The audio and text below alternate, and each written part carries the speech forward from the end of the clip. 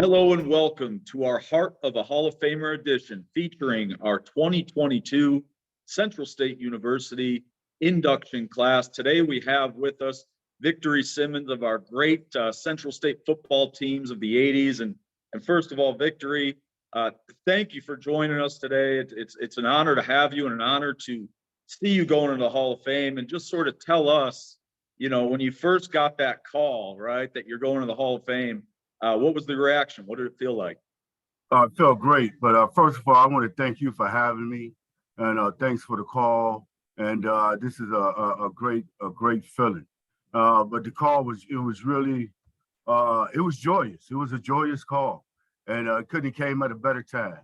And I was going through some things, with my family. My mother had just passed, and I kind of shut down.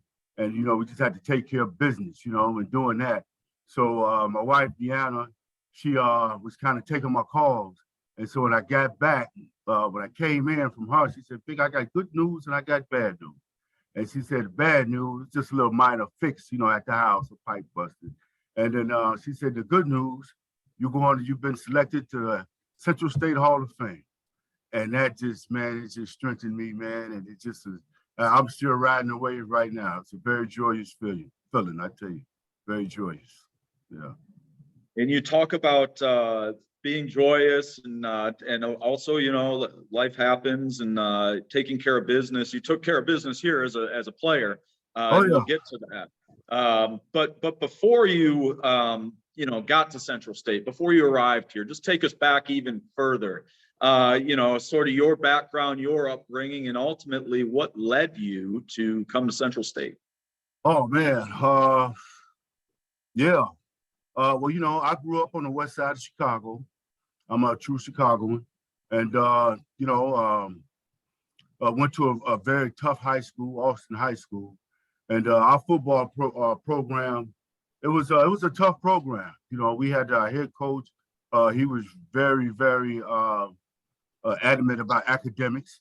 But we had some tough guys, man. But we didn't have a lot because of academics. If your grades weren't tight, you couldn't play. So we only had like 20, 25 guys on the team. So everybody on that team, you had to be able to play. You had to play more than one position. And but we had a lot of fun. We played some tough teams, and it was just football. And probably about my junior year, coming to my junior year at Austin, the coach had a team meeting. And the team meeting at that time, I thought it was just going to be about football. And, it was about football at the end, but in the beginning, he wrote down on the board, college, the Army, job, or jail. And, I'm thinking this is about football. So I look up, I'm like, what is this guy talking about? But he said, these are your options as a young man growing up here in America. These are your options. And I knew at that time that I really had to hone in and focus and take care of my business to make sure I land a spot on the gridiron at a college level. And so that's when I really, really, really took it serious. I mean, I ran every day. I'd run 2 miles every day before school and, go to school and go to class, go to practice. And it was just football. And hone in. And how I got to Central State, Carl Sizak, man, was a true mentor there. Like I said, it was a tough high school, but there's always good people around somewhere, and he was one of them.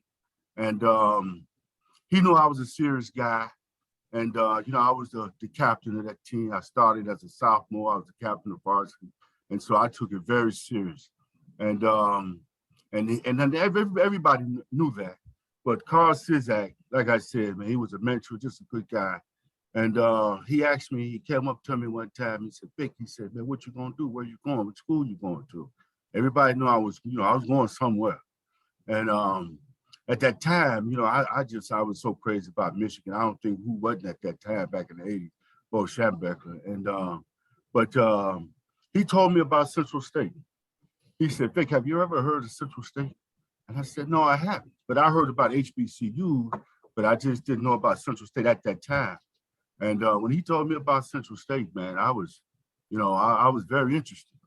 And so, like I said, I had already made up my mind and to go to college.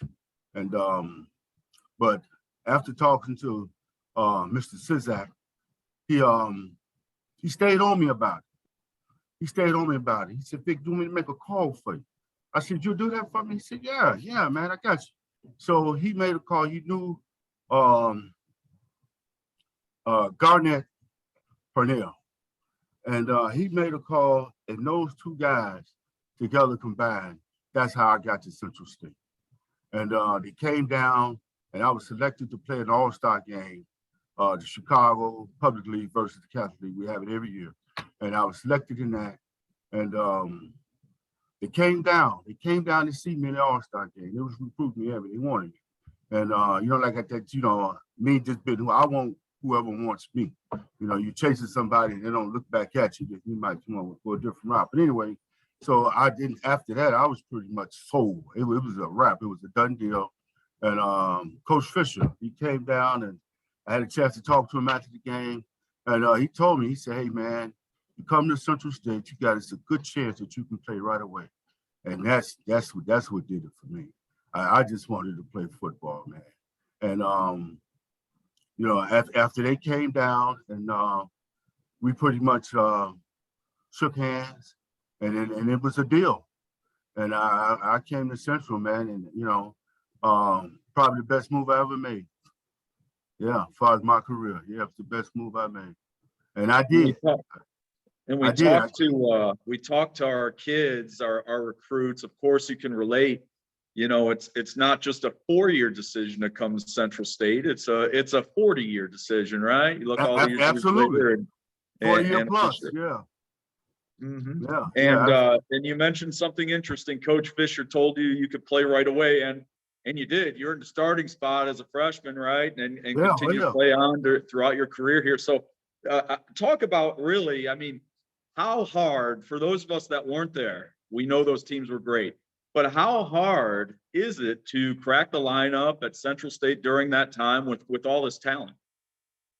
Oh man, it was tough. It was tough, man. I remember coming down as a recruit.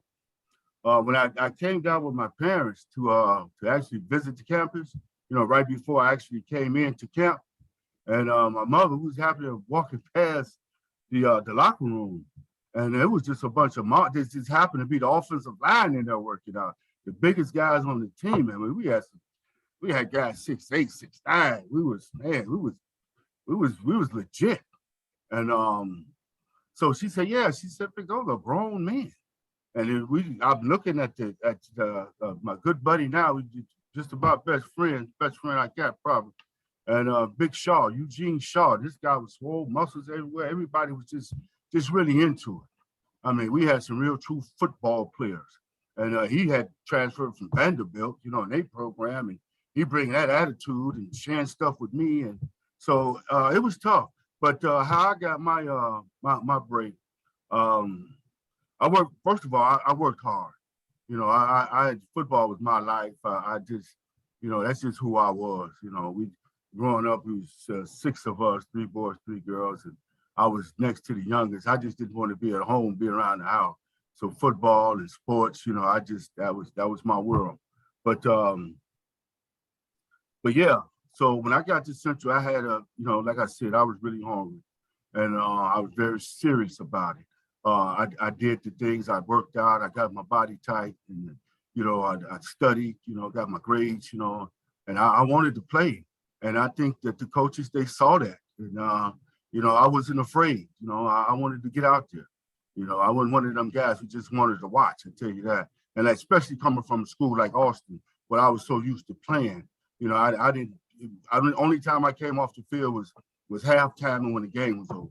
You just played ball. So I wanted to play, and I think they knew that I would do whatever it takes, man. I played tackle, I played linebacker, deep, whatever. I played fullback. It didn't matter to me. But anyway, one of the guys, man, offensive tackle, Roger Ridgway. And like I said, we had monsters. Roger Ridgway, man, he looked like he could have played for Pitt. You know what I mean? At defense, he was a real true defensive tackle. But he got hurt. And he got hurt. And so that's how I had the chance to just get in. I was, just for the scout teams, I was flying around, just all in the way, just everywhere. And Coach Ford at the time, he was the offensive line coach, but he would run the scout teams, for us, and I was on the scout team. And he would tell me, he said, "Hey man, you don't have to take that." And so he would always keep me fired up and just let me know that I can just get loose. And that's just what I did. And so when I did get in the lineup, man, I tell you, I kept working my butt off. And it was fun. It was fun. A lot of fun, a lot of banging, a lot of dust flying. And I enjoyed every bit of it, man. I really did. Yeah. And we're talking here with 2022 Hall of Fame inductee Victory Simmons. And Victor, you talk about all the hard work, right? And the serious student that you were, and that obviously paid off. I mean, you earned All-American honors, right? Yeah. Great team success. There weren't too many losses. There weren't too many L's during that era of Marauder football. Oh, no. Just kind of hit on that. I mean, you guys are winning, going right along with your own first name, right? So you're winning. I mean, did you see all that success when you first arrived? And then by the time you left, man, did all these individual honors as well as team honors? I tell you, man, just coming in, man, your first priority, man, is just to put the work in. And, you can see it creeping. You can see it creeping. You get that first win, you get that first sack, you get that, you just keep going. You keep working hard, and then you look back and then you be like, oh man, I like this. This is really what's happening. And then you don't want to lose it. So you even work even harder and you keep going and you want to hold on to that. And that's what kept me going, just the joy of it, just that good feeling that you have, the joy, the happiness, So that's what kept me moving. And you kept moving right on and made it all the way to the NFL. Obviously, appeared with a few games with the Dallas Cowboys. So, I mean, talk about, someone coming from Central State, right? A player coming from Central State, an HBCU, around 3,000 students, and you're right there playing at the highest level of the game. Kind of talk about that experience. Oh man, it was great, and that's the thing, so. Even if it's a small school, and trust me when I tell you, I let everybody know I was from Central State. I represent it, and people, man, where you from? Central State. Where is that? And then I tell them it's in Wilberforce, Ohio, 18 miles east of there. We just, I didn't have no problem with that. And and that's another thing. The guys when you come in, and I felt like the guys that I played with, man, I felt, I didn't really have a chip on my shoulder. I just felt that I belonged. Hey, move over, watch out, give me some elbow room. You just get in there. And because we had a hell of a coaching staff, because everybody know about Coach Joe. Our playbook, man, we were running a pro system just about. Didn't even know it at the time, but as I went to the NFL, I found out, it didn't bother me, because like you said, we were winning, and I just felt like, hey, man, I belong here. And we had some good times, man. I enjoyed it. And like I said, Central State was right there with me, right there. And we're sitting here talking with 2022 Hall of Fame inductee Victory Simmons. And Victory, you mentioned earlier in the interview, grew up in Chicago. And when the news came out and broke out that you were going in the Hall of Fame, we received a lot of calls of appreciation and sincere joy from folks back in Chicago, as well as the whole CSU community. So talk about what that means to you, all this support from, your former classmates and fellow Chicagoans and folks like that. It's a warm feeling. It's just a warm feeling, man. It just makes you feel proud. And like I said, it just makes you glad that you put the work in and it's a warm feeling. But, I appreciate all the love, and when we out there banging on the field, and you work hard, you play so you can perform. You want to perform, but I enjoy practice just as much as the game, but it's all about the game. You want to be able to perform. And so when you go out there, you want to win. One thing about winning, everybody gets to enjoy it.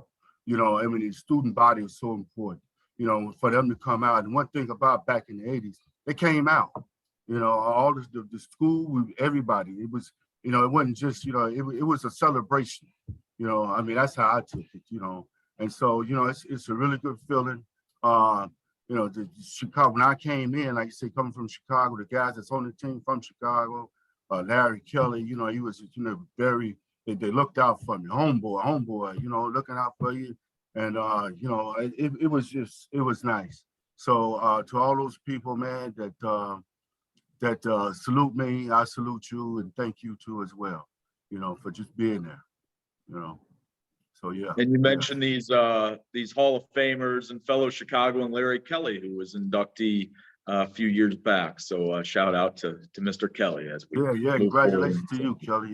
Yeah. He deserved it, trust me. That was one of the guys when you're talking about a bunch of dust flying up. He was one of them.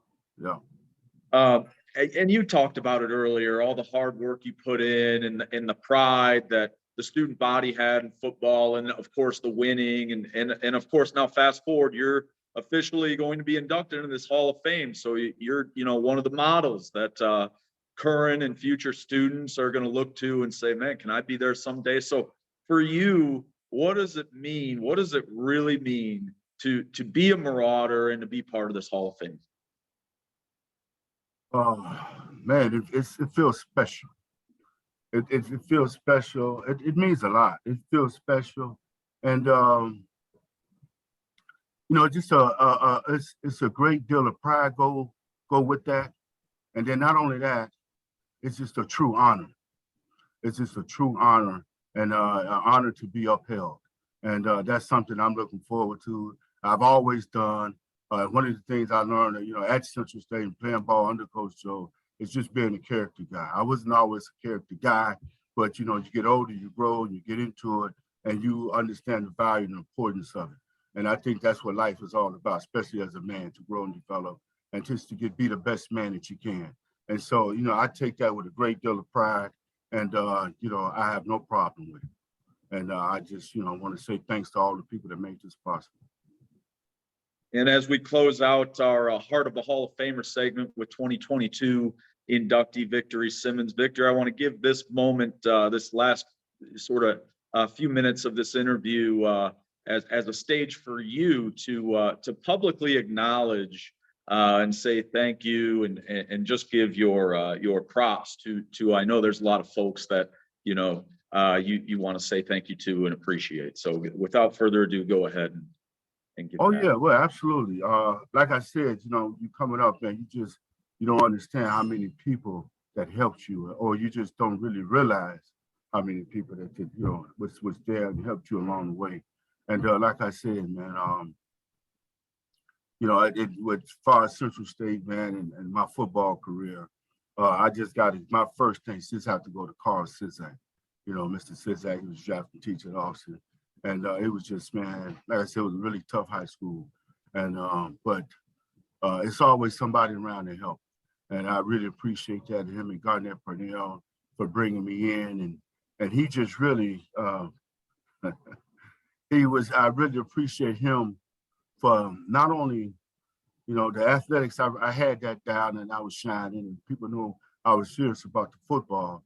But I really want to thank him for expressing the value of education. He really enforced that. He got me back into that groove.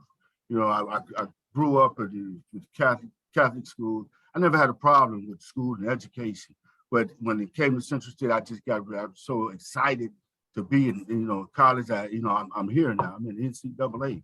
You know, it's going down, and I kind of got away from academics just a little bit. And he pulled me back in and said, "Hey, Vic," you know. So I really appreciate that from him. And you know, like I said, all the coaches, man. You know, Coach Joe, you got to thank him. You know, all of the lessons that he to this day, he don't even have a clue how much that I apply the lessons that I learned, you know, in my daily life. You know, in my company, I have a business that I run, and I got employees, and I implement, you know, a lot of the lessons, you know, to my company. I did one rule he always talk about when I first came in as a freshman. He said, I got one rule, and that's the do-right rule. And I was like, well, where's the book to the do-right rule? What is it? But I figured it out right away. I had to. So, but anyway, and I really appreciate that. And, thank him and just really, being hard on me and pushing me and developing me. And Coach Fisher, he's just, man, that was my guy, defensive coordinator, linebacker coach. And we had some battles. And I made some good ones, a lot of fun, a lot of heat. And we was going, and he taught me a lot of skills, about, setting goals and goal charts and stuff like that. Like I said, once again, I applied to my business and to life. And so, like I said, man, that Central State, man, it's just where it's at for me. And, it was truly important in my life, and I still carry it with me.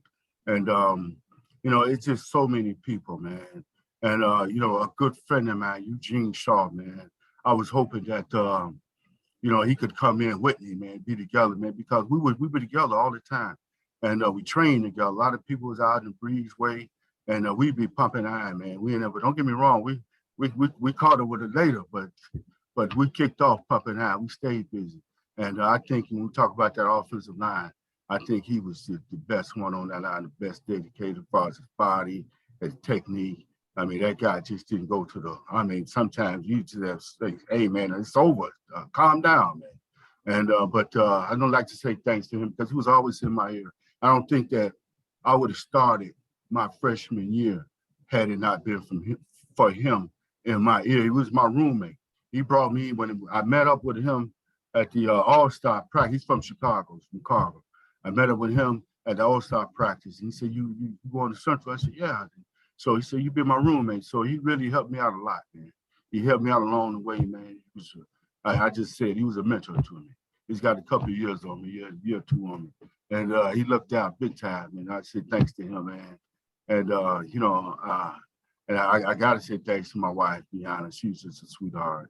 What I mean, that's another thing. We met at Central. We have a nice family, and she's just the sweetest person I ever met. And she the one nominated me, so I got to thank her, and I love her. She, like I said, she's a sweetheart, and she gave me a really nice family, and and everybody, man. I just thank everybody. I love Central State, man, and everybody that came out and cheered for us, man, because we was all in it together, Even though I was on the field, it was teamwork, and we got somebody chatting and cheering for you, man. It's electrifying. So I just say thanks to everybody, man, and it's a wonderful feeling. Thank you. And you mentioned it, Central State University, whether you're on the football team or basketball, track and field, and all the students and alumni, we really are all in it together, and we can't wait to all come back together on October 7th to celebrate our Hall of Fame inductees. So Victory Simmons, you're going in along with 6 others. October 7th at 1 p.m. we'll be celebrating. We're back in person this year, which is exciting, and we can't wait to officially induct Victory Simmons along with our other inductees during that celebration. So once again, Victory Simmons, class of 2022 Marauder Athletics Hall of Fame. And once again, we can't wait to celebrate with all our inductees, our alumni, and the CSU community during homecoming week.